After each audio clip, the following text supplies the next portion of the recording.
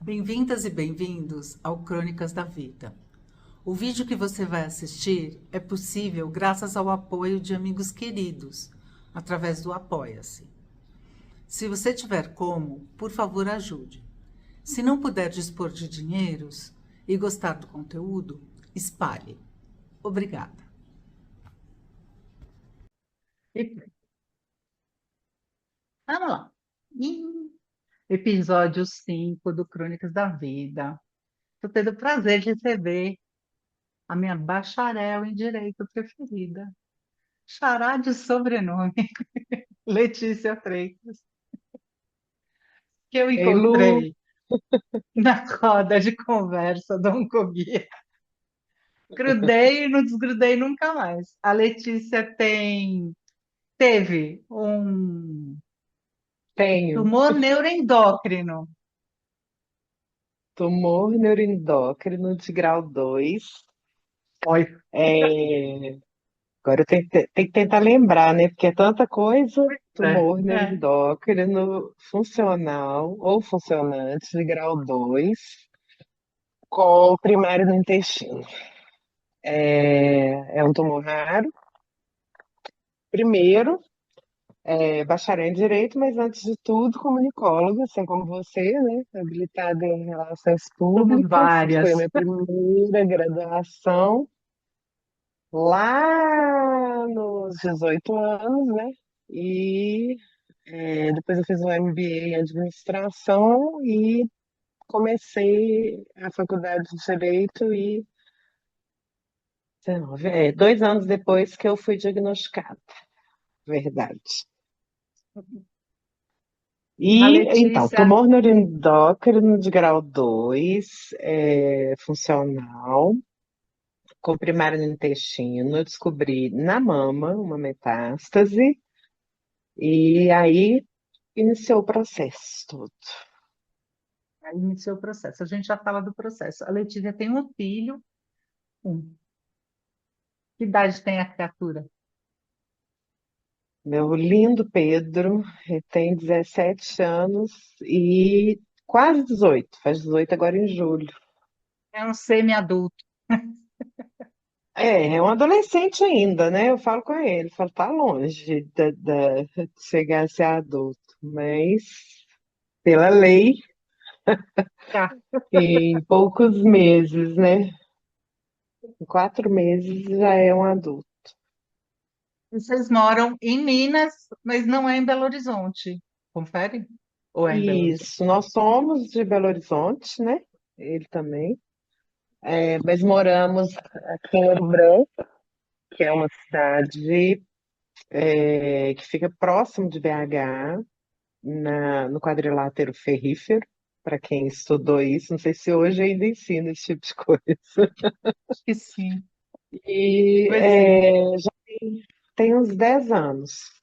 E ano que vem ele está voltando, né? Ano que vem ele começa a faculdade, aí ele volta para BH, porque ele vai estudar lá. Tu vai ficar sozinho em casa? Ou vai com ele? Por enquanto, sozinha. Por enquanto. Vamos ver o que o futuro Vamos me ver. reserva. Fonte do tumor neuroendócrino. Você descobriu na mama. Achou que estava com câncer na Então, mama. a minha mãe, ela faleceu de câncer. Ah, E eu sempre soube que em algum momento eu teria, sabe? Eu sempre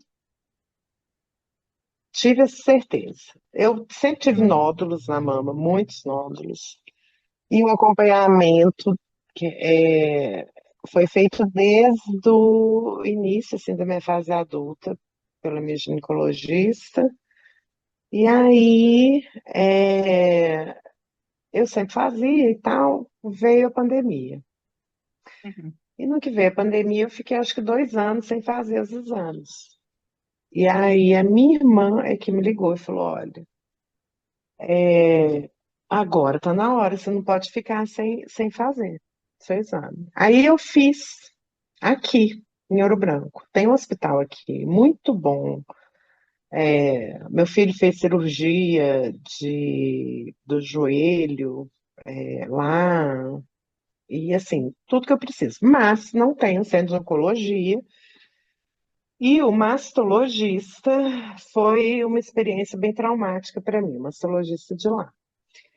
E ele disse que eu não tinha nada, não tinha nenhum nódulo e tal. E eu falei, e ele mesmo fez o exame, o ultrassom. E eu dizendo para ele, não, eu sempre tive, como que eu não tenho mais? Não, não tem nada e tal. Aí eu saí, liguei para minha irmã, falei, por favor, minha irmã é médica. Eu falei, pede alguma indicação de seus colegas de uma mastologista, porque aconteceu isso, e tal. E aí ela pediu indicação e fomos no Felício. Ela até foi comigo. Por quê? Ela pediu indicação e eu já estava com pedido para fazer ultrassom. Quando Hum. eu fui fazer ultrassom, foi até uma história engraçada, porque eu cheguei lá e aí eu tenho mania de escolher, não é mania, eu acho que é a forma que eu vejo a vida, assim. Então eu sempre escolho mulheres. Quando não é possível, tudo bem, mas eu escolho profissionais mulheres em tudo que eu Preferência preciso. por mulheres. Tá tudo certo. E aí eu marquei com essa médica radiologista e fui fazer. E eu lembro que era tipo no fim do dia, o meu horário. E aí eu fui fazer, tal, fiz o ultrassom e ela pediu para eu aguardar na recepção. E aí eu tô vendo que eu tô esperando, eu tô esperando, eu tô esperando. Na hora que eu olho, não tinha mais ninguém, tinha só a moça da limpeza. Falei, pô, tem alguma coisa Desespero. acontecendo aqui. Eu já ia E pensar que tinha me aí, esquecido. e ela, não, eu já pensei, alguma coisa tem, né? E aí ela me chamou e foi me mostrar como era. A primeira vez que ela fazia um ultrassom em mim, os que eu fiz anteriormente, eu fazia numa clínica que era com um médico que era muito conceituado, que tratava sobre gravidez. Uhum. E ele acabou me acompanhando nos outros anos, doutor Carneiro, ele é referência e foi meu ginecologista na época, que inclusive faleceu com câncer, a minha ginecologista. Aí ela era a primeira vez, então ela me chamou e aí ela pegou e foi mostrando. Falou: olha, você tá com. Eu sei que dava 8 nódulos no total, nas duas mãos. E, é, tem dois aqui que eu tô meio preocupada. Inclusive ela me acompanha até hoje, porque no final das contas, ela foi essencial para o diagnóstico e para eu estar viva. Aí ela fez tal e me encaminhou, fomos na mastologista, eu e minha irmã. Aí foi a coisa mais engraçada. Por quê? A minha mãe foi no melhor mastologista que tinha em Minas quando ela descobriu. E ela saiu da consulta revoltada, e ela falou: não volto mais. Cara grosso, estúpido e tal, e é aquela história que a gente sempre conversa, né? Às vezes é um excelente especialista, mas isso não torna ele um bom médico. E aí indicaram uma médica para ela, que foi quem acompanhou durante todo o processo do câncer de mama dela, até a remissão e até a cura, porque aí depois é que apareceu de novo, depois de 13 anos. Aí a gente sentou lá, minha irmã falou assim: mas espera aí, eu tô te reconhecendo. Era a mastologista da minha mãe, de quando eu tinha 17 para 18 anos. E ela, por um acaso, por uma indicação de uma colega da minha irmã, acabou sendo quem veio nos atender. E aí só que ela, né, já estava numa posição assim bem superior e tal, e ela nem deu continuidade comigo, ela me passou para a Patrícia, que é quem me acompanha até hoje, que também é excelente.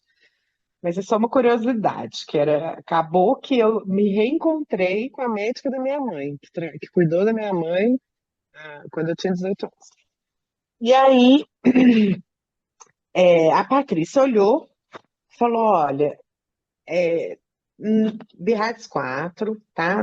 Nós vamos fazer a biópsia. Fiz a biópsia com a Isabela, que é a radiologista lá da primeira história e que me acompanha até hoje. E ela falou: Olha, tem dois aqui, fez a biópsia desses dois, falou: Não é. Porém, eles têm características, preocupantes. Então, a minha indicação é para retirar cirurgicamente.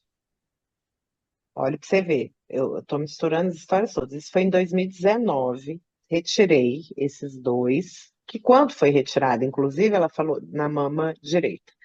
A Patrícia falou: Olha, é, um deles já estava até muito maior.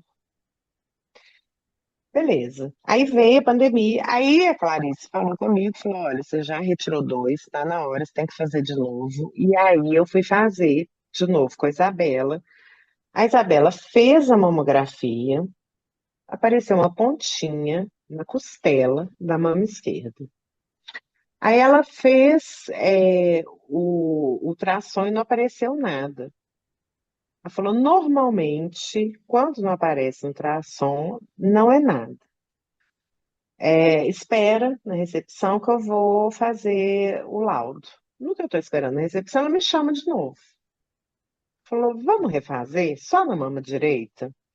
Eu tinha feito, tinha pouco tempo antes, fui chamada lá por conta dessa pontinha. Ela fez o ultrassom deu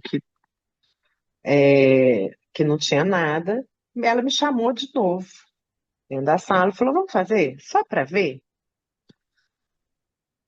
Devia ter uma diferença assim de um mês. Porque eu lembro que eu recebi uma ligação do Felício pedindo para que eu voltasse lá.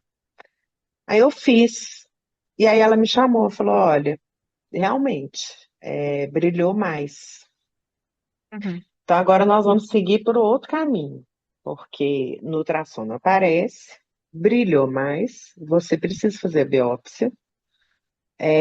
Só que na posição que ele está, eu não consigo fazer essa biópsia sem uma ressonância. E aí eu vou ter que fazer a ressonância e tentar fazer a biópsia, olhando para a ressonância, fazendo ultrassom. Se não der certo, aí tem que ser uma biópsia durante a ressonância. E a biópsia durante a ressonância não tem cobertura. Só a biópsia seria 10.000.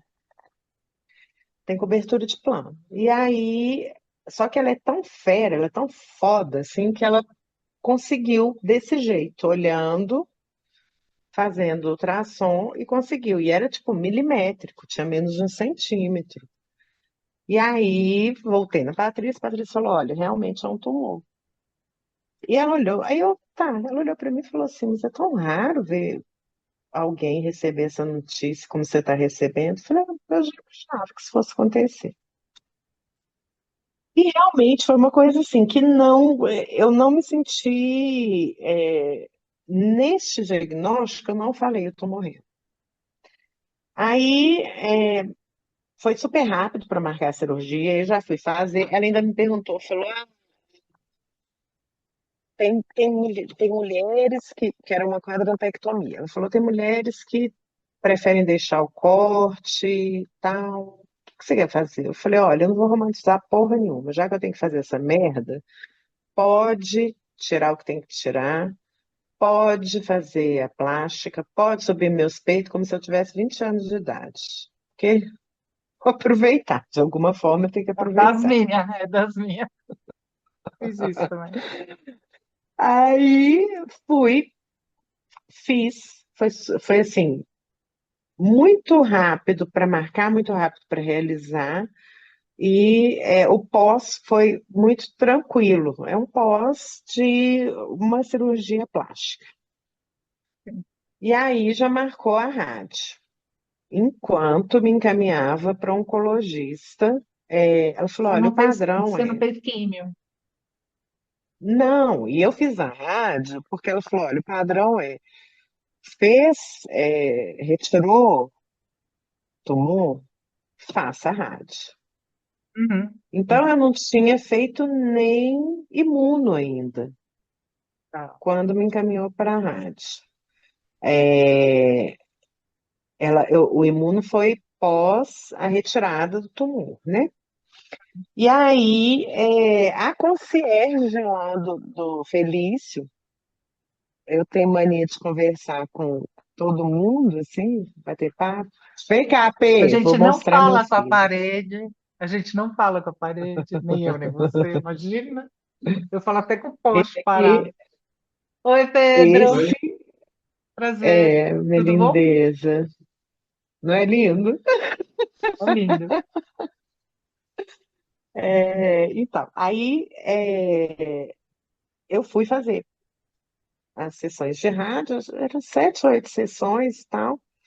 E aí, e a concierge, eu sou de bater papo com todo mundo, como você bem sabe, e aí eu já era amiga da concierge, assim. Aí a concierge falou, não, eu vou te indicar, o que que você quer? Eu falei, mulher. Ah, então eu vou te indicar para Maria Helena, porque é melhor que tem lá.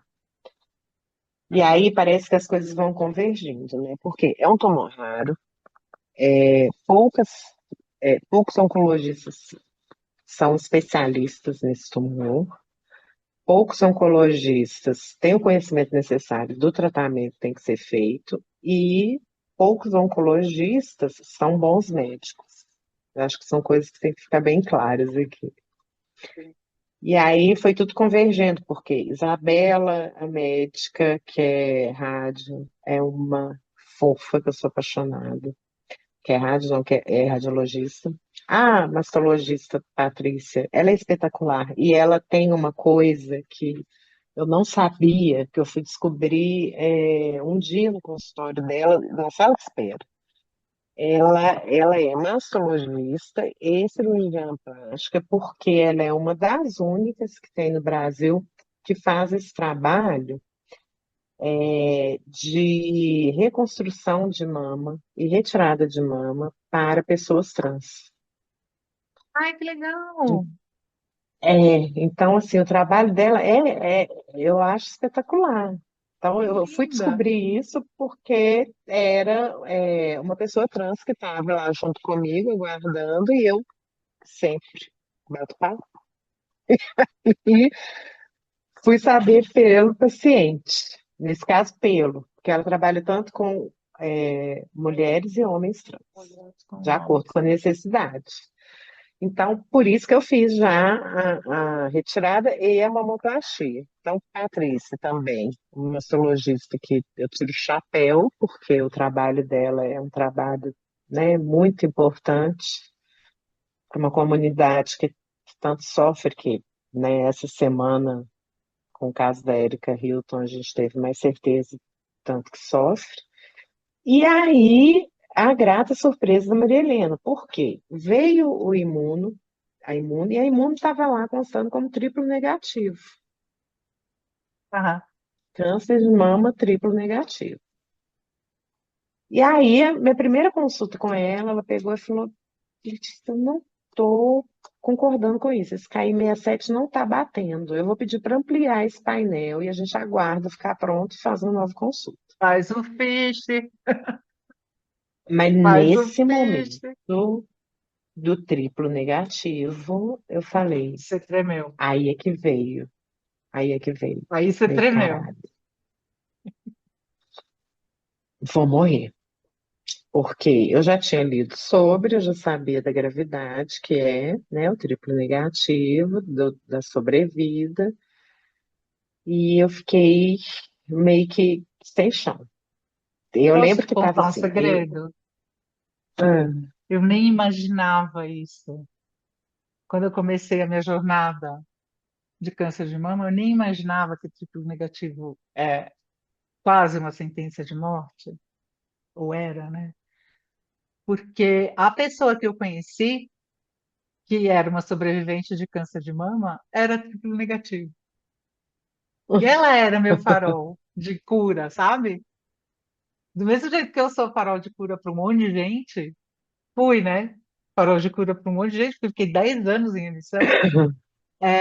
Ela foi o meu farol, assim, eu falei, não, essa coisa aqui tem cura, tá tudo certo. E fui. Minha mãe ficou 13, né? E aí ainda tem plot twist nessa história. Que aí, é, nesse Ela dia do ampliou o triplo painel, negativo. Não, no dia do aí triplo você ficou negativo foi quando abalada. eu falei, vou morrer. Tava eu e minha irmã. Eu olhei para minha irmã e a única coisa que veio na minha cabeça foi: o Pedro tem alguém. O Pedro não está sozinho, que é a Hum. primeira pessoa que a gente pensa, é no filho. E aí eu falei, ele não está sozinho. E aí foram 15 dias aguardando a imuno novamente para saber qual seria o tratamento, o que que ia acontecer e tal, e 15 dias de tortura. Aí veio o resultado da imuno. Esse novo resultado do painel ampliado deu que era triplo negativo, desculpa, que era tumor neuroendócrino, que eu não fazia a mínima ideia do que se tratava, a mínima ideia. Ela foi me explicando, ela falou, olha, é um tumor indolente. A primeira coisa que ela me perguntou foi, você tem algum sintoma? Eu falei, como assim? Ela falou, diarreia, você sente seu rosto vermelho? Não, eu não tinha nenhum sintoma da síndrome carcinoide. Nada, eu era sintomática. E aí ela me explicou que, né, ele era normalmente era um tumor indolente, que o problema dele é que os sintomas é que eram pesados e que é um tumor, eles chamam de doença sistêmica, né? É uma Uhum. doença que não tem cura, que está no meu sistema para o resto da vida e que vai aparecer em algum momento novamente. Porém, ele tem um prognóstico que é melhor do que a maioria dos cânceres. Eu conheço depois disso, né? Depois de anos que eu já faço parte de grupos, que grupo desse tipo de tumor eu só achei fora, não tem no Brasil. Aí eu faço parte de grupos assim, de encontros online, e tem gente lá que tem 25 anos que está com tumor, 30 anos, fazendo uso de sandostatina, que era o que eu fazia, ou já não fazendo uso, porque já fez a cirurgia. Não é sempre que é possível fazer cirurgia. Uhum. E aí, eu comecei a ler, estudar sobre o que que era e tal. E aí, quando ela começou, antes disso, na consulta, ela começou a explicar o que que era. A minha irmã chegou para ela e falou assim: foi o que deu na imuno da minha mãe. Agora, quando Cara, minha mãe morreu, agora não, né? Já tem um tempo. Ela morreu já tem 16 anos. Mas pensa, quando minha mãe descobriu lá na mama, eu já acho era que uma nem metástase. existia. E eu acho que nem existia isso de fazer Bem, imuno, sabe? Era câncer de mama e com certeza. pronto. E na Letícia, para você ter uma verdade, ideia, eu tive meu primário foi em 2012. Eu tratei em 2012, o ano inteiro. Quando eu fiz a mesma quadrilectomia que você fez, a mesma, com uma mamoplastia. Quando eu fiz a quadrilectomia com uma mamoplastia, eu fiz 30 sessões de radioterapia. minha mãe, Hoje, se ela faz fez. 10, se faz 12, se faz 8, sabe? Assim, o número de sessões de radioterapia diminuiu, o jeito de tratar diminuiu, mudou a métrica do HER2. Agora tem HER2 low, ultra low, tarana. Na época não tinha, ou era HER ou não era HER. Fim. Minha mãe, ela fez mastectomia total da mama e esvaziamento da axila. Não tinha nem isso de linfonodo de sentinela, como eu fiz, e Sim, você deve ter feito também. eu também fiz. É. Não tinha. Isso foi em Uma coisa 97, assim. Pois é, mas é esse uma da coisa minha assim, mãe. você olha a história da oncologia clínica, o tanto que ela está indo, e está indo rápido, muito rápido para frente, nos Muito. tratamentos. Principalmente se tratando de câncer de mama. Cânceres que Eu acho que têm mama, uma incidência próstata, maior, sim, cânceres que têm incidência maior, obviamente tem mais testes clínicos, tem novos tratamentos a toda hora, porque tem um público maior, né? E a farmacêutica no final está querendo isso. E já no nosso caso, a medicação que eu tomo é a mesma de sempre uhum, que eu tomava, né?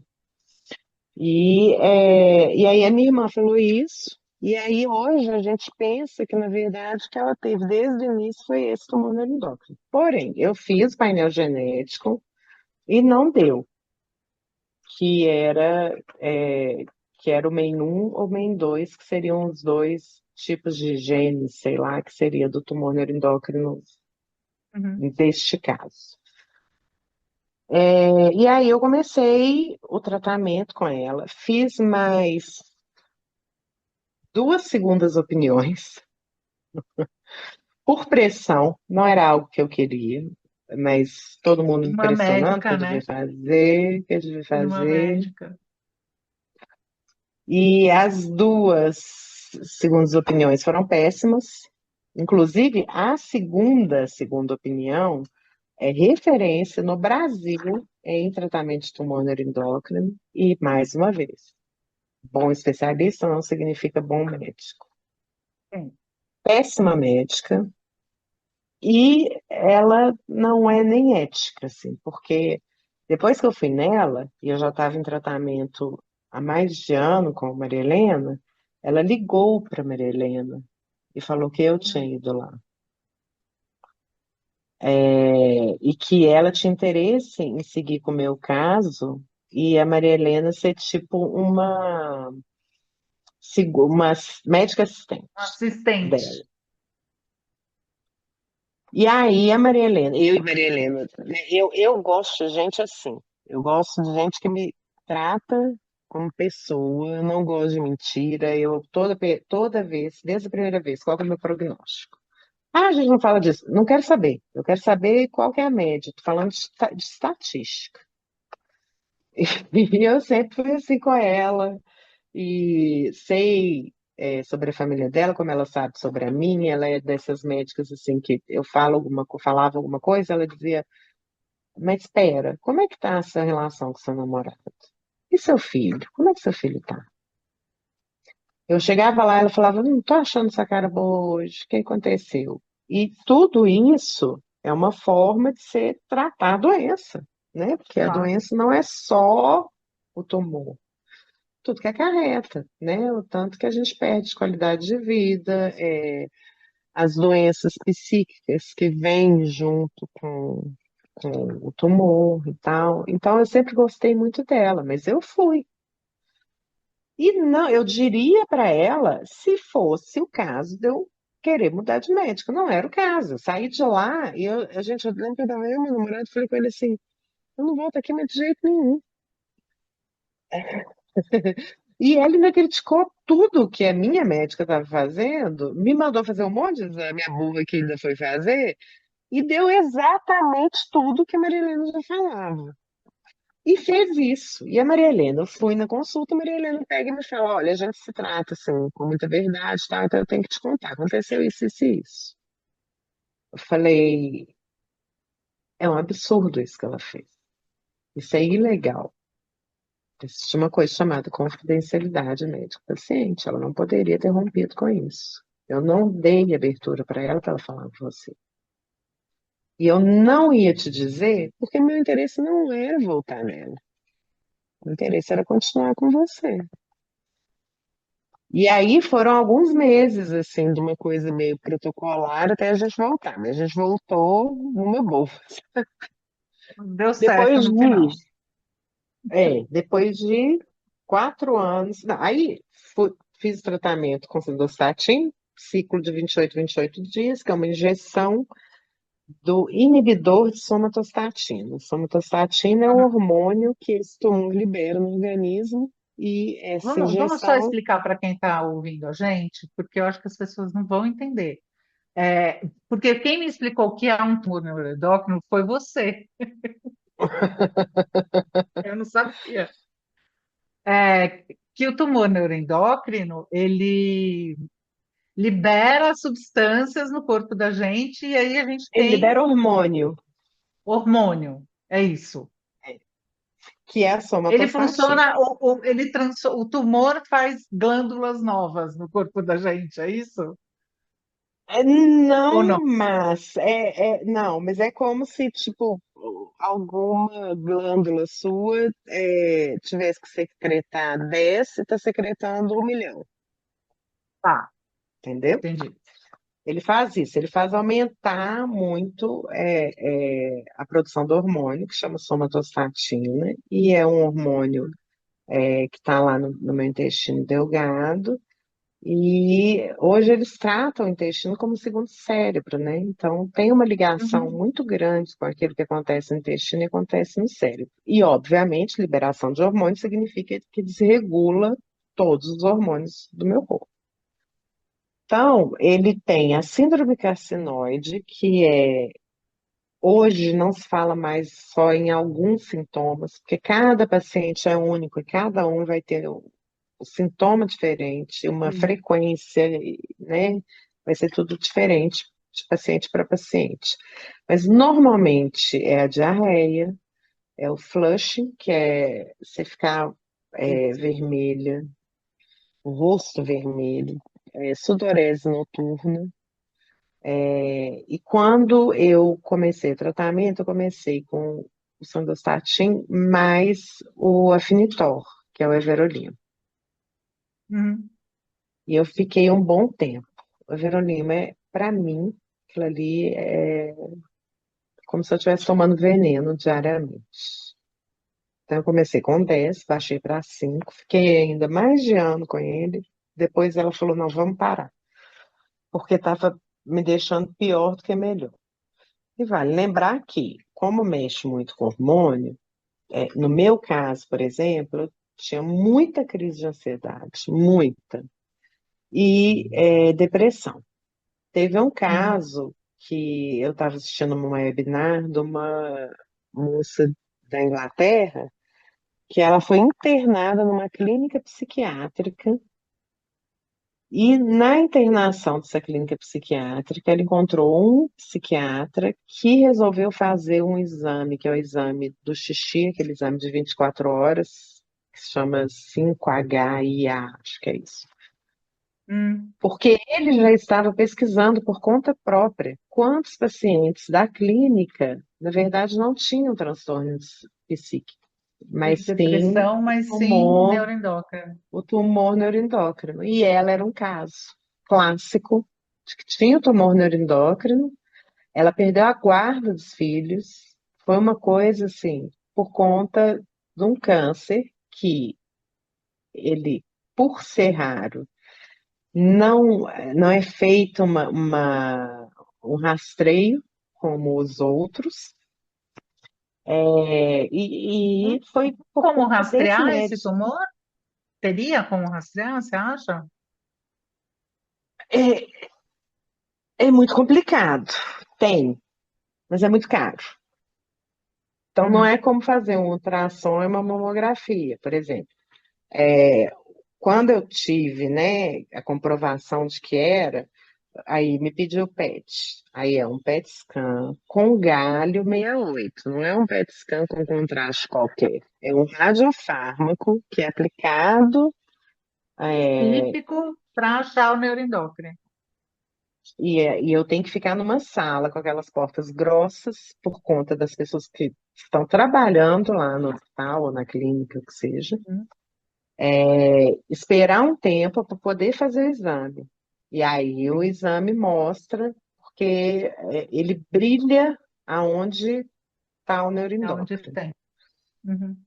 Então, ele é um tumor assim que sim, ele tem como. Hoje, as associações que são ligadas ao tumor neuroendócrino, elas trabalham principalmente para isso, para tentar médicos, normalmente clínicos gerais, da necessidade do rastreio quando mas o problema é esse, quando as pessoas estão sintomáticas. Quando as pessoas estão sintomáticas, que é essa O síndrome tumor já está carcinoide, espalhadão.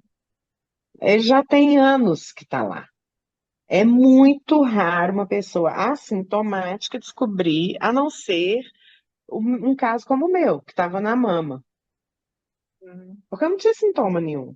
Agora, sintomático, você já tem lá a sua diarreia, ou a constipação, a fadiga, o flushing, já é um motivo de fazer rastreio, de fazer exames de imagem para ver se tem alguma coisa.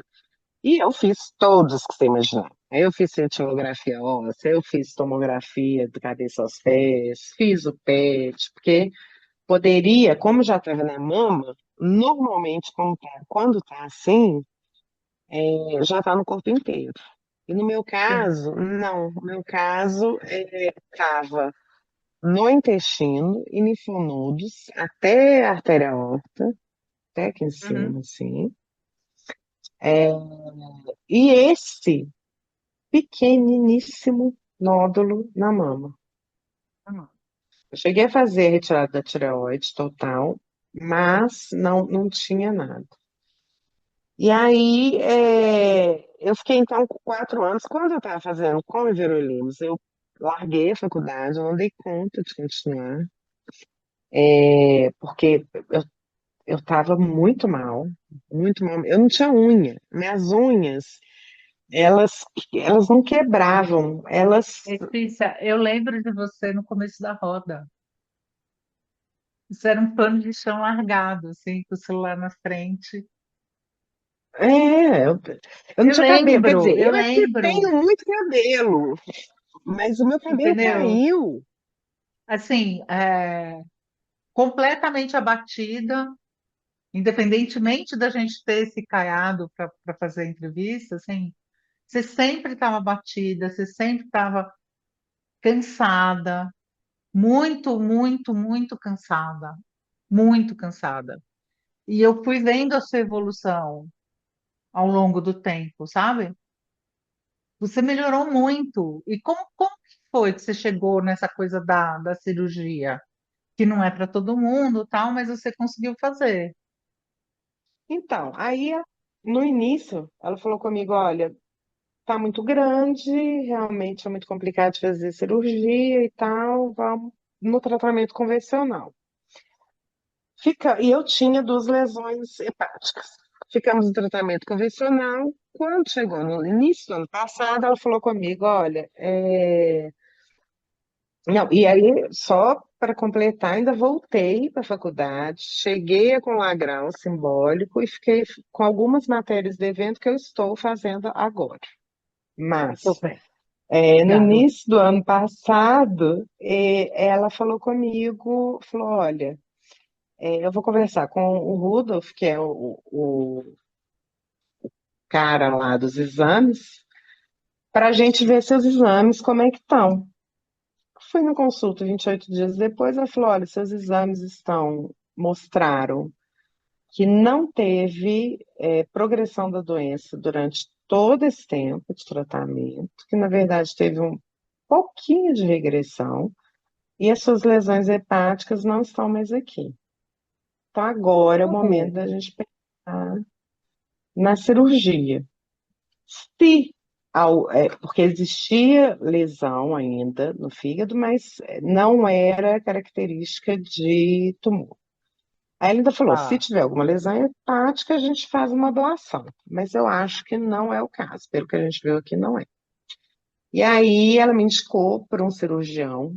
Fui lá, paguei a consulta com o homem para ele falar comigo que ele só fazia se fosse com um outro médico, que é o Daniel, que foi quem fez minha cirurgia. Desapareceu. Passados 2 meses, eu mandei mensagem para a secretária dele, falei, não sei o que está acontecendo, isso, expliquei. Aí ela falou, ah, tá, vou olhar com ele. Me manda mensagem falando que eu teria que marcar uma consulta com o Daniel. Eu já tinha pagado esse particular. Aí vai eu marcar a consulta com o Daniel. O problema é, eu queria fazer tudo no Felício. Eu gosto do Felício. Eu sempre fui bem atendida. É, a hotelaria, a equipe de enfermagem, tudo maravilhoso. Eu não queria fazer no Mater Dei, por mais que todo mundo ache que é o O hospital. top de E linha, o aí, maravilhoso. é, aí o Daniel fala que ele só atende no Mater Dei. Caralho, falei, tá, né, Daniel, fazer o quê? E, ao contrário do primeiro cirurgião, que eu não vou dizer o nome aqui, o Daniel foi Hum. muito claro desde o início do que ele queria fazer, como seria feito, que equipe que ele ia utilizar e tal. E Hum. aí, saí da consulta, assim, eu lembro que era um dia à noite e a gente teve que parar na estrada para fazer a consulta numa lanchonete de estrada. Eu me atrasei em alguma coisa que eu estava fazendo, não sei se teve acidente, não lembro o que que é. A gente parou na lanchonete de estrada, fizemos consulta, aí saí bem esperançosa e a gente começou a fazer Fez então os consulta online com exames. ele da lanchonete da estrada, foi isso? Eu tô Foi entendendo? isso. É isso Ai, mesmo. Jesus. E aí a gente começou a fazer os exames. Fiz exame de tudo quanto é coisa que você imaginar. Fiz aquele, gente, do proctologista, Colonoscopia. colonoscopia, porque a colonoscopia não é o exame para esse tipo de câncer que eu tenho, não é o ideal, Uhum. mas para a cirurgia seria. É. A Uhum. colonoscopia eu fiz 10 dias antes e eu saí, na hora que terminou, que eu acordei, falei, mas tá sujo de sangue aqui. Aí o médico pegou e falou: Olha, eu até liguei para o Daniel porque a gente não conseguiu passar do seu ilho terminal. Você tem que fazer cirurgia logo porque você pode ter que fazer de emergência, tipo, fechar tudo. E eu estava marcada para daqui a 10 dias. Liguei para o Daniel, lá de lá mesmo. Falei, Daniel, aí ele, não, calma, vamos Socorro. fechar em 10 dias. Eu falei, pô, como é que o cara conversa com você e vem falar isso comigo? Eu me preparando para cirurgia. Aí, uma cardiologista, amiga da minha irmã, foi quem fez o risco cirúrgico. Então, eu fui tendo esses apoios, assim, para chegar até o dia da Lembro. cirurgia, que acabou mudando ainda por um mês, porque ele teve um problema nas mãos, e ele teve que Hum. fazer, numa mão, e ele teve que fazer cirurgia. E ele vive de mexer com as mãos, né? E ele ainda Né? me perguntou, tudo bem? Eu falei, claro, né? Quero essa mão 100%, não quero ela Eu 50, quero essa 70. mão boa, por favor. É. Aí foi, eu fiz aniversário 3 de setembro, dia 10 de setembro, eu dei entrada, meio-dia. Nossa, assim, ele e o anestesista, nossa, que fofos. E aí, na hora que a gente chegou no hospital, bom que todos saibam, existe uma lei federal que toda mulher tem direito a um acompanhante para fazer exames, consultas e cirurgias. Porém, se for cirurgia, se for em centro cirúrgico, tem que ser médico da área de saúde, né? Sim, No mais, pode ser qualquer pessoa. E é um pode direito, é muito ser importante a civil. gente saber disso. Porque a gente sabe dos casos de mulheres que foram abusadas em consultas Exato. e em cirurgias, né? E eu na primeira consulta com ele, eu já falei, ó, minha irmã vai assistir. E no dia, ela não teve problema nenhum, ela já tinha feito, já tinha trabalhado lá no Mater Dei e tal, e ela entrou para assistir. Porque eu fiquei, o meu medo era, eu preciso de alguém que olhe por mim. Foi a primeira vez que eu senti isso.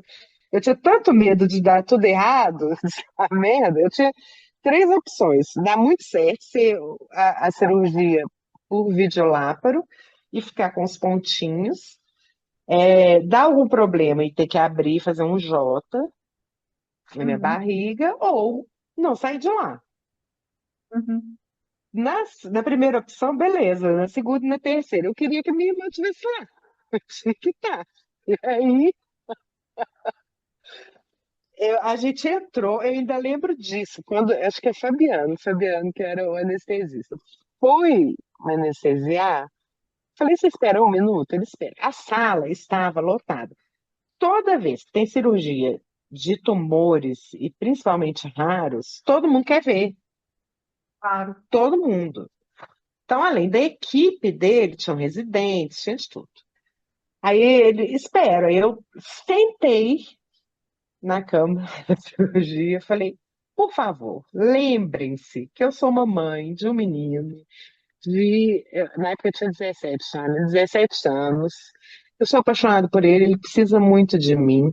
Não se esqueça que eu amo cada um de vocês do fundo do meu coração. Me trata com carinho e com amor. Deitei e falei, pode estar. Me ama. Pode me sedar aqui, doutor. Tá Pode, tudo pode me bem. sedar. E aí, eu fiz uma cirurgia de 6 horas, que foi por vídeo, tirou 100%, 40 centímetros do intestino, apêndice, ilho terminal, 20 do delgado, 20 do grosso, e foi tida como um sucesso. O Daniel e o Fabiano foram lá, quiseram saber como é que eu estava. O Daniel acompanhou o tempo inteiro, um fofo, assim. Já o hospital eu já não posso dizer o mesmo. O Não, o hospital pós-cirúrgico, eu sei que foi um horror. foi um A horror, senhora foi um horror. sofreu Cara, e eu horrores não naquele hospital. tirei foto de como estava o meu braço, o que que virou o meu braço. De eu chegar ao ponto de eu falar assim, ele queria me segurar lá mais um dia, tadinho, Daniel. Acho que foi a primeira vez que ele me viu brava. E eu fico brava. Você já me viu brava? Falei, isso daqui mata também. Não é só um exame clínico. Você tem que olhar para mim do jeito que eu tô. Sua esposa é psicóloga. Como é que você não percebe isso? Eu preciso sair disso daqui. Aí a minha irmã ligou para ele. A minha irmã estava lá nesse dia comigo. Aí ele saiu, ela ligou para ele. Eu nem vi. Falou: olha, o atendimento que ela está tendo aqui, ela vai ter lá em casa. Não justifica segurar ela aqui mais. A minha cama, nós estamos falando do hospital mais famoso que tem em Minas. A minha cama, o colchão, estava estragado. E eu ficava tão drogada o tempo inteiro, eu não percebia que a dor que eu estava sentindo e o vômito que eu estava tendo sem parar era por conta do colchão, porque eu ficava assim, cabeça aqui, perna aqui, e o colchão afundado. O dia que uma acompanhante foi lá ficar comigo, que é a Gi, trabalho com a minha irmã, a Gi que brigou pra até conseguir trocar. Quando fez a troca do colchão, no dia seguinte eu tô vindo embora. Então você pensa, eu fiquei esses dias todos lá, tive uma diarreia intensa, que a minha irmã fala que foi uns 4 litros. Não teve apoio da equipe de enfermagem. Quem teve que resolver foi a minha irmã, porque eu não dava conta, não tinha força. Então é um hospital que tem uma fama muito grande, mas eu vou te falar.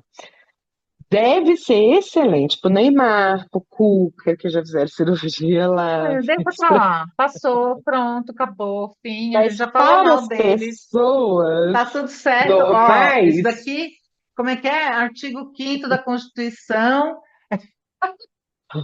Tem um artigo lá, depois eu volto aqui. Artigo 5º da Constituição é opinião, viu, Mater Dei? Vai me processar, supostamente, não. Não supostamente, vai me processar, não. Nem eu, nem a notícia. Isso é opinião. supostamente, você pode cortar põe um pi na hora que eu falo o nome do hospital. Pi, Não porque, sei, vou né, pi ainda. eu já Não não falei complica, os colega, que eu ainda não sei botar pi médicos. nos vídeos. Não, você pede um amigo seu para te ensinar a colocar o pi, ou então cortar. Mas passou realmente. Mas foi. Meu retorno foi só esse ano, a vida, porque é, é uma recuperação lenta, dolorida, pesada, mas eu coloquei algumas metas para mim, assim. Eu nunca fiz isso, esse ano eu fiz, de coisas que eu queria fazer esse ano e eu já atingi algumas. Nós estamos em março. Então, voltei para a O que você já faculdade, fez que você queria fazer? Voltar para a faculdade? voltei, academia, que era uma coisa que eu tinha que fazer tem muito tempo. Ser mais presente na vida do meu filho, eu tô conseguindo ser mais presente, porque chegou uma época que eu não ia nem em reunião de escola, porque eu não dava conta. Uhum. Então,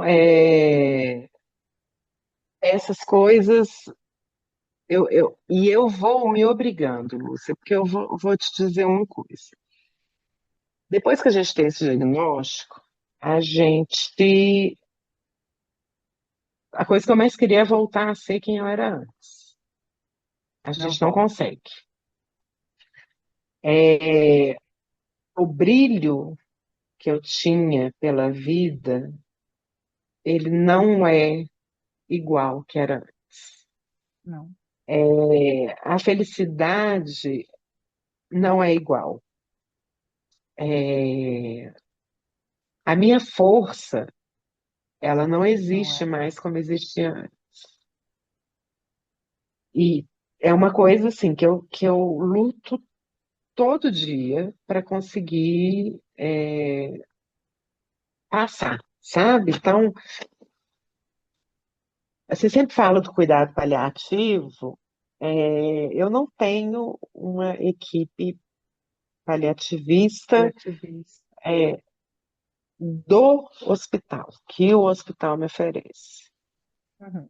Eu tenho uma equipe paliativista, eu entendo como uma equipe paliativista, mas porque eu procurei por conta própria. Então, eu tenho Criou. psiquiatra, eu tenho psicólogo, eu tenho nutricionista, a dentista, sim, é do hospital, porque, né, Uhum. tem que ter um conhecimento, que é outra coisa que Sim. acaba, os dentes acabam.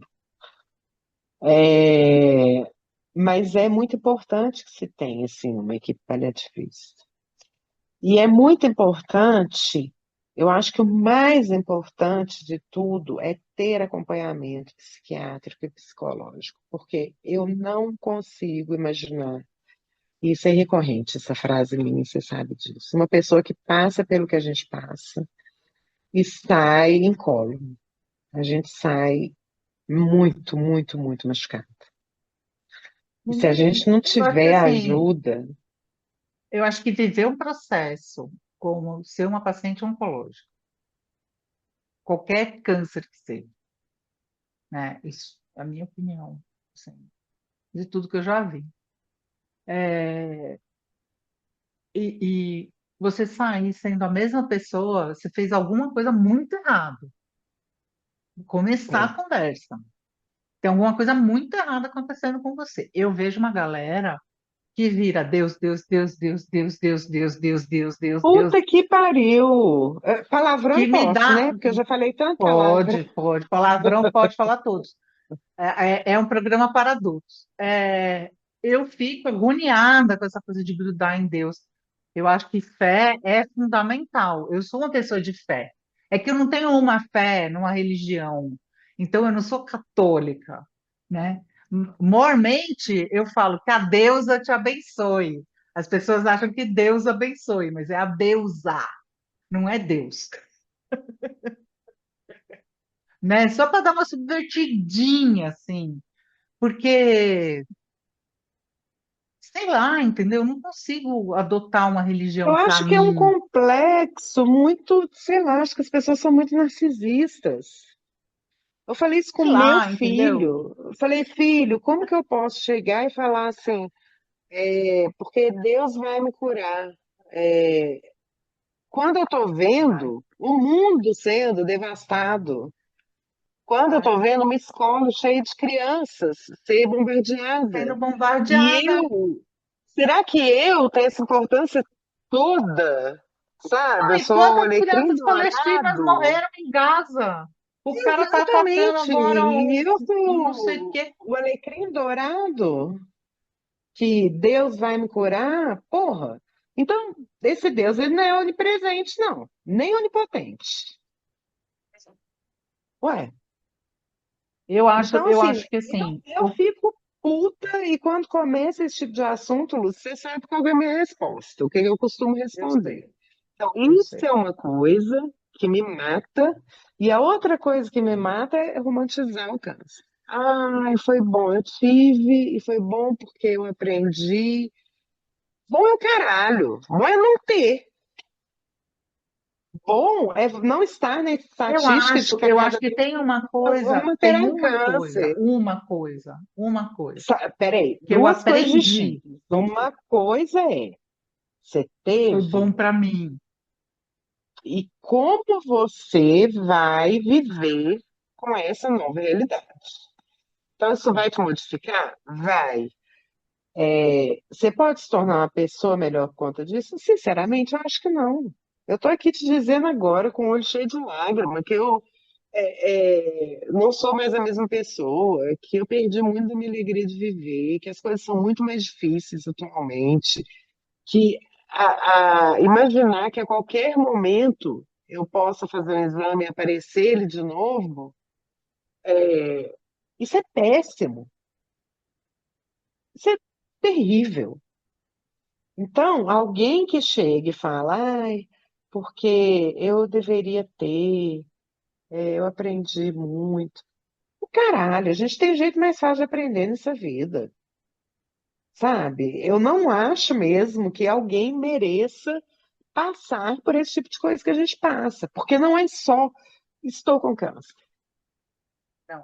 é toda a família sofrendo junto, é você fazer um tratamento, você já está, por exemplo, fadigado só porque você tem a doença. E você vai fazer um tratamento que vai te fadigar 50 mil vezes mais, que vai tirar toda a sua autoestima, que vai acabar com seu cabelo, suas unhas. Pode parecer Sua bobo? Não pele. é. Vai Não, sua ficar sem pele. cabelo, sem unha, Gente, sem pele, sem dente.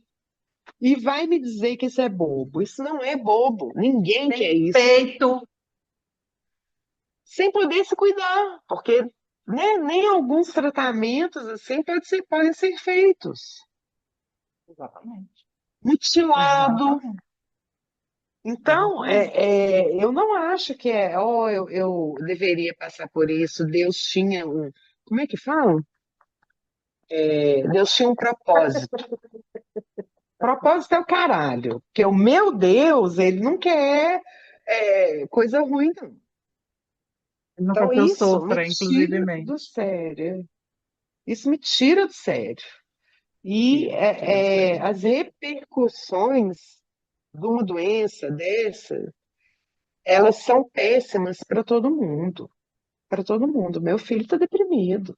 O filho está saindo de uma depressão agora, porque ele estava vendo a mãe dele definhando. Ele estava com medo da mãe dele morrer, um adolescente. E é outra coisa que a gente tem que prestar atenção. Como estão os nossos? Enquanto Sim. a gente está. Então, pensa, eu sou paciente, eu tenho que pensar como que estão os meus, principalmente quando a gente tem filho, porque né, a gente tem que cuidar dessas crianças, e ainda continuar educando, mesmo sem estar dando conta de ficar em pé, sem estar dando conta de abrir a boca. E hoje eu te falo que tudo que eu faço, talvez se a gente conversar daqui a 6 meses eu te falo diferente, mas hoje, no dia de hoje, tudo que eu faço é com muita dificuldade. Não é fácil. Acordar não é fácil, fazer as tarefas diárias não é fácil. Sentar numa faculdade que há 2 anos as notas eram todas acima de 90, que eu tinha total facilidade de estudar. Hoje já não é assim. Recordar. Memória. Memória da gente vai pro saco. Eu vejo que, nossa, quantas vezes eu fico assim, minutos, às vezes minutos, procurando a palavra que eu quero falar. Eu sei a palavra. Eu sei. Isso é terrível. E a gente que fala demais, eu acho que é mais difícil ainda conviver com isso, porque Eu acho que a gente tem uma vantagem, por exemplo, sobre outras colegas nossas que a gente conhece que não falam. Porque a gente fala. A gente vai caçar o que a gente está sentindo e consegue expressar isso. Isso, de alguma forma, permite que a gente se aproprie desse lance e dê uma resolução mínima, ou vá aprendendo a resolver, sabe, Letícia? é. Do tipo, Eu sinto assim que a gente tem é, um punhal assim, que está o tempo inteiro nas nossas costas. Em algum momento esse punhal vai eu entrar. vou falar uma coisa para você. O que você está falando para mim é uma coisa que eu passei 10 anos vivendo. O que você está falando para mim, eu vivi por 10 anos. Porque eu tive câncer de mama, eu sabia que ele podia voltar e que eu podia ter uma metástase. Eu tenho os tais dos 4 postados de câncer, que eu sempre tive. todas as mulheres no topo. Na família da minha mãe foi a única que não morreu de câncer. A minha mãe e o meu avô maternos. É, do lado do pai também outro monte de gente, mas nada muito específico, sabe? Diversos tipos, tal. Quer dizer, não tinha uma coisa genética, tinha uma coisa de fazer câncer, né? Ter câncer. E assim, eu olho e falo, ah, é uma doença, tá no mundo, qualquer um pode ter, que nem pressão alta e diabetes. Básico. Mas não é, né? Mas não é, né? É, pois é. Sabe por quê? Porque Não assim, o é. câncer é uma doença, é a doença do nosso milênio. Porque o que que acontece, Letícia? Acontece o seguinte, a gente construiu um mundo que está todo poluído, que está todo fora do síncro, a gente está tudo fora de síncro. Vamos combinar aqui, está tudo fora de síncro. E a gente não foi construído para viver do jeito que a gente vive. O nosso corpo não foi construído para viver do jeito que a gente vive. A nossa construção é para caminhar 20 quilômetros por dia. A gente, quando caminha 5.000 passos, está feliz. Você Eu até entendeu? pouco tempo era 3.000 passos, e eu, três Pois mil, eu já fazia é. uhul! Mas você estava doente. Eu estou falando das pessoas comuns. Ô, Lúcia, mas não dá para a gente colocar no mesmo balaio uma doença, que são doenças crônicas, a minha é uma doença crônica, entendo, mas não dá Não, para são pôr no mesmo doenças crônicas. O balaio. câncer está cronificando. O câncer está cronificando. O que eu acho é assim, a gente não pode. Uma das coisas que eu acho que o crônicas é importante. São doenças graves e ameaçadoras de vida. O que eu acho que a gente tem que contar para as pessoas é assim: a gente vive com essas doenças graves ameaçadoras de vida. A gente sabe a todo momento que a finitude está logo ali virando a esquina, que a gente tem que educar nossos filhos, que pensar o que vai acontecer, pensar muitas coisas, como a gente quer morrer. Eu penso nisso, como eu quero morrer. Eu converso sobre isso, Eu inclusive. confesso a você que eu ainda não estou preparado para essa conversa. Eu Mas acho que eu já então, eu falei isso acho com que você, né? já, a Eu gente já não conversou tô, isso na eu não roda, tô. inclusive. Mas, assim, tudo bem, você não está preparada. É isso. Eu penso, mas eu sou mais velha que você, né, Letícia? Eu sou mais velha Mas que eu já não você, sou novinha, né? Por mais que eu ache que eu seja, eu não sou. entendeu? Mas eu sou mais velha que você, você percebe? Entendeu? Então, assim, já tem uma coisa, eu já estou na terceira idade. É outra perspectiva de vida. Quando você chega nos 60, que nem eu, você tem mais 20 anos, significa que você vai chegar nos 80. Oi, caramba de vida. O meu pânico de sobreviver é como eu pago isso.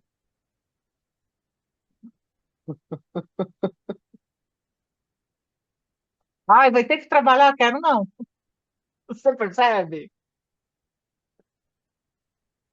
Eu acho que são coisas assim, por exemplo, é uma coisa que eu sempre falo, que mesmo não sendo rica,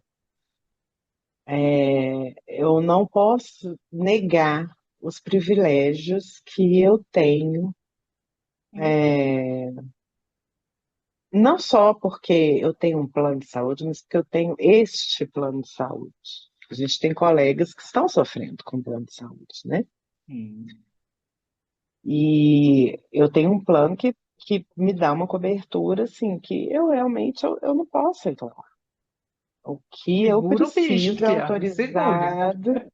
E se não for autorizado, aí também é bom informar. A gente tem canais no Ministério da Saúde para fazer reclamação, e eu fiz e autorizou.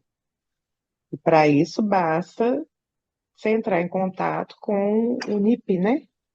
É o NIP. ANS. É a ANS, mas tem o canal Tem específico. Tem um canal E específico aí para. você coloca as informações todas. Hoje tem chat GPT aí para todo lado, você pede lá para escrever a justificativa de por que que você tem esse direito. Não precisa nem de pegar o Vademecum, que nem eu fiz. De pegar, olhar lá, ver a lei e Você colocar, pegou o porque tem, Vadimécum, jura? juro, Ai, que peguei as delícia! resoluções todas. Você não lembra? Eu ainda passei lá as Lembro, resoluções lembro que você todas lá no falou. grupo. Você contou tudo lá no Falei, ó, grupo. gente, Eu não você vai no anotei porque, anexo né? Eu uso o tal. SUS. Acho que você não. Vai no anexo tal, porque eu tive uma negativa do plano. Tudo que eu pedi, eu tive uma, que foi painel genético. E aí eu tenho direito para painel genético. E aí eu fiz essa reclamação e eles liberaram o painel genético na hora. Então, assim, ainda me sinto privilegiada por isso, por que mim, é, tudo que eu preciso. Uhum. Agora, eu acho que isso não me tira o direito de dizer que a gente precisa lutar pelo SUS. Porque mesmo eu tendo um plano que me privilegia, mesmo eu tendo, eu tenho que fazer exame de sangue direto. E aí o hospital daqui, ele vem aqui em casa para recolher meu sangue. Mas eu tenho também agente de saúde que vem aqui uma vez por mês para ver como é que eu tô, como é que meu filho tá, para dizer que eu tenho que ir no posto para tomar vacina tal, para tomar vacina tal. E eu vou lá e eu tomo. E chego lá e vejo que tem mulheres que estão lá e já estão marcando o preventivo e a mamografia e o ultrassom. Então, a gente tem uma coisa aqui muito única nesse país. É, muito E bem. eu me assusto com pessoas que negam isso. Eu já ouvi gente falando comigo assim, mas lá nos Estados Unidos eu tenho Medicare. Porra, pra você ter um Medicare que vai fazer tudo que o meu plano faz, você vai ter que pagar muito caro para você ter um Medicare. Vou O pagar 10 mil Medicare que tem em dólares, eu alguns vou pagar uma pilha de estados, dólar, assim. o que tem em alguns estados, ele fornece aquilo que é muito básico. Não tem o que a gente tem aqui. O que a gente tem aqui é único. E é para ser Ele não tem nem aplaudido. vacina. Não Não, tem ainda vacina para tira, todo né? mundo. Ainda É, não, tira. eu não vou nem comentar o assunto. É assim, não existe no mundo, Não um tem. sistema igual ao SUS. E assim, Que ontem foi eu tive moldado faxineira a aqui. partir da Inglaterra e agora os ingleses vêm aqui para aprender com a gente. Não só, mas eu acho que tem uma coisa. Eu assisti um vídeo, depois até posso deixar no comentário deste vídeo, porque está no YouTube. Quando eu fiz a escola de contas aqui do município de São Paulo, eles fazem um curso para conselheiros das UBS, aqui Uhum. do estado todo. A escola é do município, mas eles atendem. Esse curso é aberto para os conselheiros do estado todo. E é maravilhoso, porque a gente aprende assim, cara, o SUS foi criado exatamente com a força da mulherada da periferia que precisava de atenção, é, de saúde pública para os seus filhos.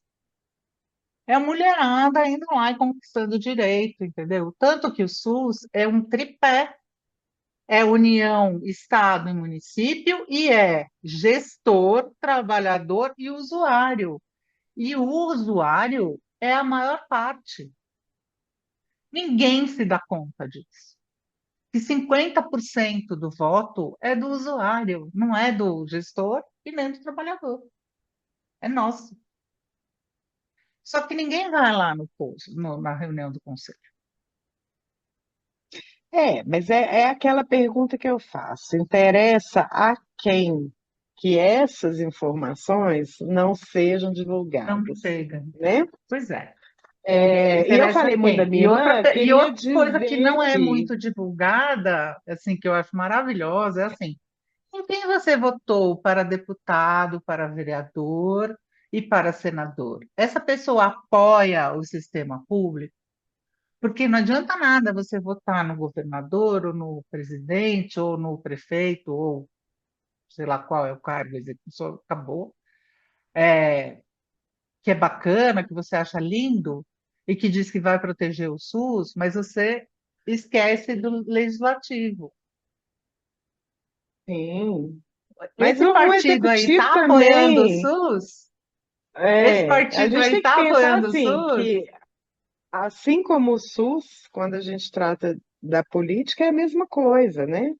Precisa do prefeito ter uma boa relação com o governador e ter uma boa relação com o presidente para as coisas andarem. Agora, do que você está falando, é só uma coisa que me vem à cabeça, sabe? Pobre de direita e elite do Ah, atraso. É, você pensar que, e eu já falei isso lá na reunião, ninguém aqui é rico. Ninguém. bem, Entenda, meu filho. Você ter um Renegade, você ter um Compass, você fazer uma viagem para o exterior por ano, isso não te transforma em uma pessoa rica. Porque você precisa trabalhar, porque você não vive de dividendo, você não é o dono dos meios de produção. Nós estamos falando de 100 pessoas no Brasil que estão nesses critérios. Vamos lá, 1.000 pessoas. Não vai passar disso. Então, não é entenda tudo que isso. você é pobre. Você, Luciano Huck, Pobre, tem grana pra caralho. Só que ele tem um chefe, não tem?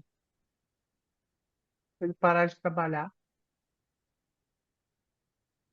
Então, enquanto você não tiver esse tipo de consciência, você vai continuar votando em porcaria, em gente que não está lá para defender você, que está lá para defender Ah, nem a ele mas assim, próprio. a Ele Maria está lá para Gorete defender ontem, quem banca ele. eu acho que assim, uma coisa que é importante e que o brasileiro está começando a aprender é que assim, a gente tem que lutar pelo que a gente precisa para a gente. Não é, porque está na Constituição e está na Constituição que você tem esse direito automaticamente. Eu, para conseguir um remédio que eu acho que todos os médicos fora do SUS estão falando para mim, esse remédio resolve seu problema, Lúcia, e você vai ficar sem doença, que nem a Letícia, por muito tempo, entendeu? Tive que entrar na justiça para conseguir o remédio, porque vai demorar uns 10 anos para chegar no SUS. Até porque o judiciário ele só trabalha se ele for acionado, não é nem esse termo. Tá vendo a gente falando de Provocado. vocabulário? Provocado. Tá vendo falando de vocabulário? Provocado. É, então. Mas assim, se ele for provocado. Agora, é o tipo da coisa. Eu tive condição de provocar. Quem não tem? O MP faria? O meu médico olhou para mim e falou: Lúcia, você conseguiu um negócio que ninguém consegue. Nem no plano de saúde. Meu oncologista no hospital olhou para mim e falou assim: só você. Um ano de briga, lutando para conseguir laudo lá no hospital, porque o hospital não queria dar o laudo, e foi um Porque perereco para passamos conseguir. por isso também, né? Tem muitos médicos que não querem ficar mal com o plano ou com o que quer que seja e não passam aquele laudo que Não deveria passar é, para gente. a coisa é muito objetiva, sabe, Letícia? Tipo assim, é, E isso é uma se o realidade. médico fizer, ele é demitido. E ele precisa do trabalho, do mesmo jeito que, sei lá, a gente precisa também. Então, assim, é muito complexo. É um sistema que ele trabalha, enfim, eu não sei a favor de quem exatamente, mas eu gostaria muito de saber. Eu tenho Nem me lá interessa. minhas. Na verdade, a próxima pergunta é que interessa. Agora você está livre, ok? Tem projeção de sombra aí que a gente vai trabalhar muito para deixá-la do tamanho apropriado, mas você deve ter planos futuros, né? Quais são os seus sonhos? Você tem sonhos? O que que você sonha no meio dessa confusão chamada tumor neuroendócrino? Eu não tenho. Gente, olha, meu analista vive perguntando isso para mim e eu tô num dilema com ele. Eu não tenho sonhos para mim hoje. Para Eu tenho você. sonhos para o Mas meu você sonha com filho. alguma coisa. Eu tenho sonhos para o meu filho. Eu sonho que ele passe no vestibular, no Enem, né? Sonho que ano que Uhum, vem ele esteja na faculdade. Eu sonho que ele seja muito feliz. Não que seja muito feliz, porque eu nunca acreditei nessa coisa de felicidade plena. A gente uhum. tem momentos felizes, né? Eu quero que ele tenha muita paz, muita paz. E que ele consiga conquistar tudo que ele deseja. Eu não tenho essa coisa de, eu quero ser avó, eu quero que ele case, eu quero que ele tenha filho. Não, eu quero que ele tenha aquilo que ele quiser ter. A única coisa que eu falo com ele, eu falo, você faça o que você quiser de sua vida, trabalhe com o que você quiser, mas você tem a obrigação de fazer uma faculdade. Você pode até não trabalhar com a faculdade que você fez, mas você tem a obrigação de fazer, porque conhecimento ninguém rouba, conhecimento ninguém tira. Sim. Então, o conhecimento eu exijo que tenha. Mas eu percebo que essa falta de sonhos é uma coisa que a gente vive, eu não sei se é para sempre, mas em algum momento do tratamento, em algum momento dessa doença. É, porque a gente perde muito, e a gente perde muitos. Então, a esperança, ela vai mesmo ficando cada vez menor. E é muito dolorido, assim. Você não deixe o seu luto falar por você nesse momento. Agora eu vou É, te parar. mas Porque é, você e eu, ambas as duas, estamos de luto. É bom que a é, gente diga isso. Então, assim, para um pouquinho, calma um pouquinho. Nós estamos de luto. Nós estamos mas muito doloridos. é, eu acho que é assim, mesmo antes do acontecimento, eu já estava vivendo isso, assim, que é uma coisa meio uma dor existencial. O que que vai ser agora? É, eu nunca fui boa de planejar. E agora eu percebo que eu não devo planejar. Será? Porque, sim, planejamentos a longo prazo, óbvio. A médio e longo prazo. Eu Eu fico vivo o pensando, Lê, dia, eu vivo o de dia. Então, cada tipo, vez. quero voltar para a faculdade. Voltei. Bom, Estou fazendo as matérias que faltam. E já sei que vou ter que lutar lá, porque tem coisa que eu fiz e que não está constando como feita. Eu já sei até que as brigas não acabaram. Mas isso também me deixa viva. Esse a é gente um vai dos meus ser encrenqueira até o propósitos fim de da vida. vida. Esse é um dos meus propósitos de vida, sabe? Eu tenho certeza. A gente vai morrer brigando, Letícia. Cara, é, Vai eu cair ouvi isso. atirando. Sabe aquela coisa do cair atirando? Eu sinto isso, assim. Eu ouvi isso do Cara, eu sou, psicólogo, eu que sou é tão legal, mas eu sou tão encrenqueira.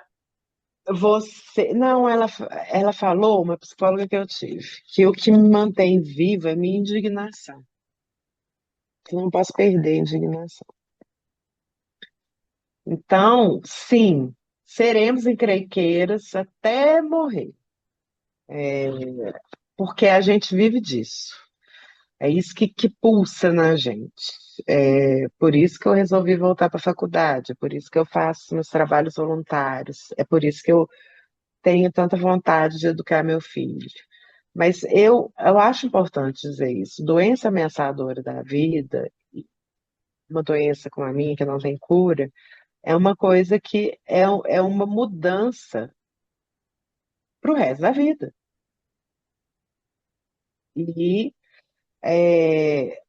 conheci mulheres empoderadas que estavam numa situação bem pior do que a minha e que conseguiam ter uma alegria muito maior do que a minha.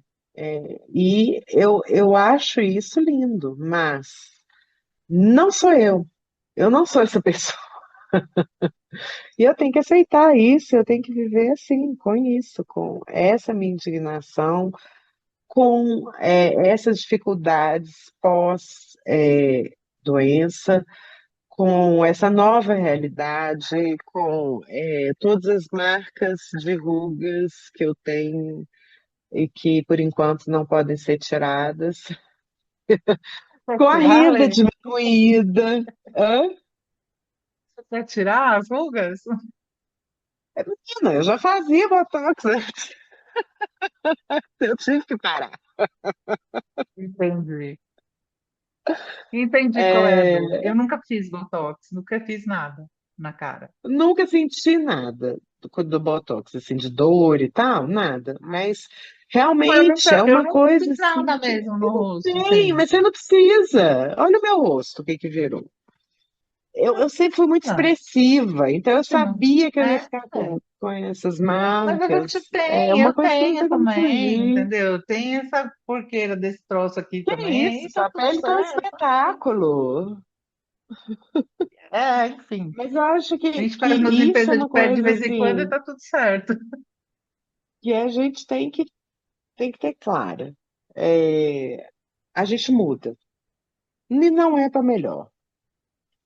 E não é para melhor. Mudar para. Eu falo que é muito fácil você passar a ter dinheiro. Você se acostuma rápido demais.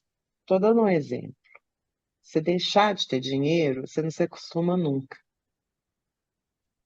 Então, uma coisa que debilita que te debilita, não tem como se acostumar. Porque a comparação, ela existe, faz parte do ser humano. E eu sempre vou estar comparando como eu era quando eu era saudável, como eu era antes da doença e como eu sou agora. E aí é que está o pulo do gato, que é o que eu te falei. Ah, porque essa doença veio para me ensinar. Não, ela não veio para me ensinar. Mas se essa porra tá aqui, o que que eu posso fazer para ser um pouco melhor? E tem semanas que eu consigo e eu vou muito bem. E tem semanas que eu tô uma merda, que eu tô um caco, que eu não tô querendo nem falar com ninguém. E aí vai. E aí a vida vai seguindo. Mas, e a gente perde um pouco da esperança, né? Não adianta, a gente perde um pouco da esperança Eu não acho que eu perdi esperança, assim. Eu acho Eu que perdi, eu perdi. eu pessoalmente, eu ganhei presença. Eu tinha uma coisa muito doida, ainda vem de vez em quando, mas muito menos, que eu desligava. Então eu estava aqui falando com você e de repente eu saía voando que nem balão, sabe? Eu parava de conversar com você. Pura e simplesmente. Não acontece mais. Eu tenho uma coisa assim, se eu estou, eu estou. Você está mais presente, né? E tem horas que eu Mais escolho não estar. Então, focada. tipo assim, eu entrei na academia em dezembro, não foi em janeiro, porque eu falei, não vai ser começo de ano, vai ser em um lugar completamente fora do que está previsto. Aliás, nem foi em dezembro, foi no final de novembro. É, falei, eu quero ir 2 vezes por semana na academia. Meu projeto. Eu consegui ir 2 vezes por semana na academia umas 4 vezes. Em 4 meses. É o que eu dei conta. Eu tenho dor, tenho isso, eu tenho que ir lá fazer exame de sangue, eu tenho a químio, eu tenho não sei o quê. Tirei férias semana passada. Eu tiro férias assim, né? De 10 dias. Não, Os e você 10 dias que eu ainda não faço. trabalha, né? Eu perdi até isso. Então, assim, é uma coisa assim que. Mas estamos para jogo. Vamos para jogo. Vai trabalhar de novo você. Agora que Não ficou sei. bobo. Vamos ver. Eu queria virar uma threadwife, mas threadwife com câncer é muito difícil, né? Certo, uai. Você não acha que eu faço todo o perfil de threadwife, bonita, recatada do lar? Claro que não. Nenhum. Inclusive, as pessoas que gostam de threadwife não vão nem chegar perto de você, Pia. Porque imagina, Nunca, nunca. Tem imagina que uma ser muito, threadwife que muito fala, homem. Tem que ser muito como é que homem é? para dar conta de mim. Pois é. E o cara que quer threadwife é muito pouco homem. É. Mas, enfim, eu acho que essa também é uma questão, né? O que é ser homem no século XXI? Ah, é triste. Homens héteros, eu vou te falar. E eu tenho um, né? E olha, Ainda namora? é uma questão. Namora, namora. Ele, tadinho, pra me aguentar, quase um santo. Tadinho. Tadinho nada. Ele gosta de você. Ué. Eu falo assim, porque